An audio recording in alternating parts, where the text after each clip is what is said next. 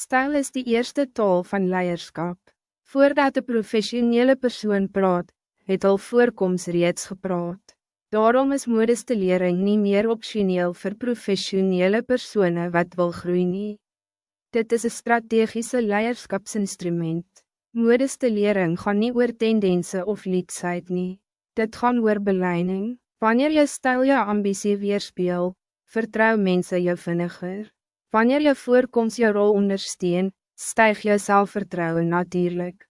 En wanneer je zelfvertrouwen toeneem, vermenigvuldig je zichtbaarheid. Professionals in genaai wend hulle toenemend tot de modestil is in genaai om nie modieus te lyk nie, maar om geloofwaardig, zelfverzekerd en invloedrijk te lyk.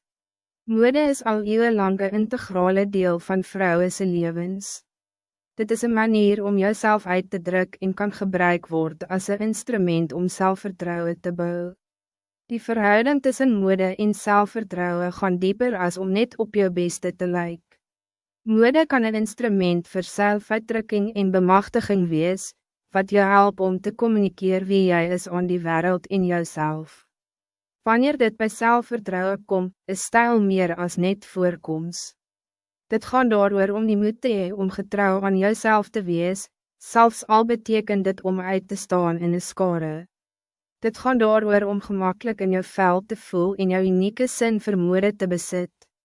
Maak nie saak wat iemand anders sê of denk nie, as jy goed voel in wat jy dra, is dit al wat saak maak. Daar is geen reëls wanneer dit bij mode kom nie, behalwe vir die reëls wat jy vir jouself maak.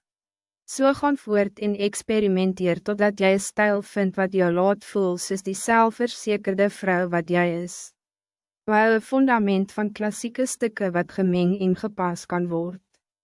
Hierdie items sal die basis van jou klerekas vorm en kan op of af aangetrek word, afhangende van die geleentheid. Nie alle stijlen lyk goed op alle liggaamsoorte nie. Dit is belangrijk om te weten wat die beste bij jou figuur past, zodat jy kleren kan kies wat jou vorm complimenteer.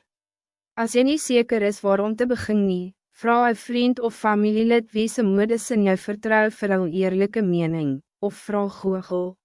Zodra je weet wat jou figuur beklemtoon, wordt dit baie makkelijker om kleren te koop. Baie frustraties met klerekas spruit voort uit een eenvoudige gebrek aan opvoeding oor liggaamsvorm en klerestructuur. Jou lichaam is niet die probleem nie, dikwels is dit die strategie wat ontbreek. Wanneer jou klerekas begin in lijn kom met wie jy werkelijk is, in plaas van wie jy eens gevoel het jy moes wees, verander jou selfvertrouwen dikwels op krachtige manieren.